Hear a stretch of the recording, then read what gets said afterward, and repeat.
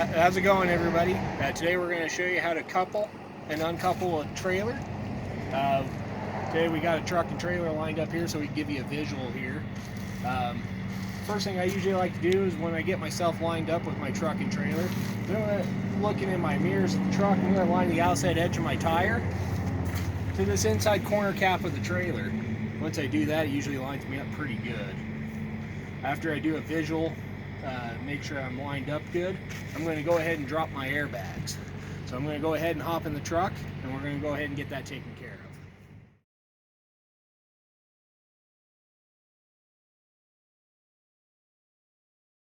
of. Alright, next, after we got our bags dropped, now I'm going to go ahead and back under slowly here.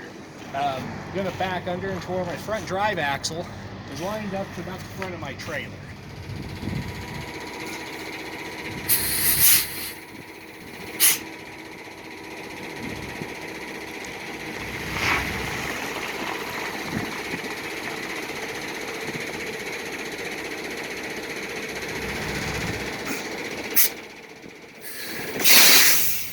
Now we got our front drive axle lined up at the front of our trailer.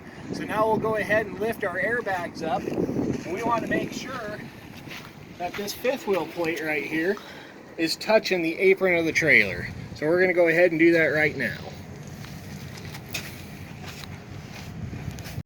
So now we've got our airbags fully lifted up. You can tell that there is no gap between the apron and fifth wheel plate of the truck and trailer. If you do see a gap, this is when we would need to lower our landing gear to make sure that there is no daylight between the apron and the fifth wheel plate. Next, we're also going to check our kingpin. We're going to visually check it, make sure it's in good shape.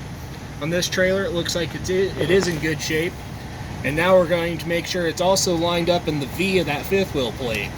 If it's lined up in the V, then we should be safe to go ahead and latch the truck to the trailer.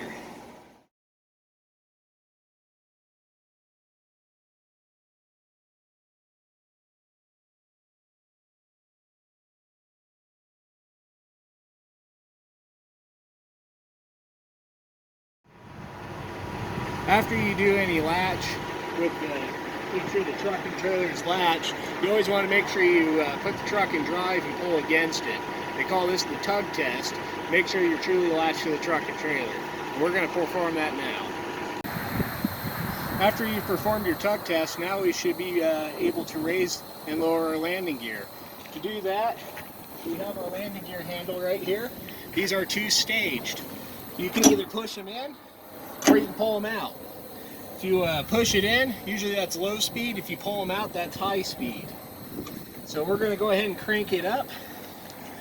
When you're cranking your landing gear, make sure you have good body posture. You have proper PPE, which would be gloves.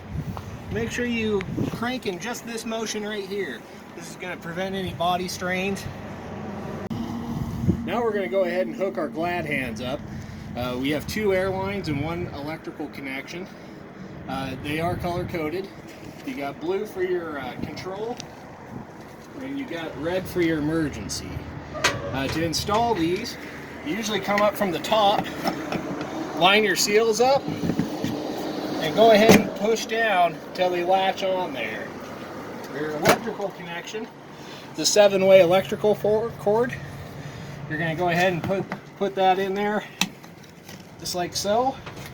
Next will be we're going to hook this line up right here. Make sure that your lines aren't tangled. That could cause your electrical lines to break or your air lines to snap. I'm going to go ahead and hook this up and push it down like so. So now I've showed you everything on how to couple up to a trailer. Now we're going to show you how to uncouple from the trailer. So now we're going to show you how to uncouple from the trailer. First thing you would like to do is make sure after you get your truck and trailer in a safe parking location, we're going to go ahead and disconnect our glad hand connections. To do that, we're going to lift up, and we're going to go ahead and put them in the stowaway. Put them in the stowaway, it's going to be put on just exactly the same way as you put them on. Next, we're going to go ahead and release the kingpin, and to do that, we're going to climb underneath here. This right here is your release handle. And on these Jost fifth wheel plates, To release them, we're going to lift it up and then to the left. I'm going to grab it and pull, and then there's a little catch tab on here. If I release it back, it'll hold it right there in place, and that's in the release position.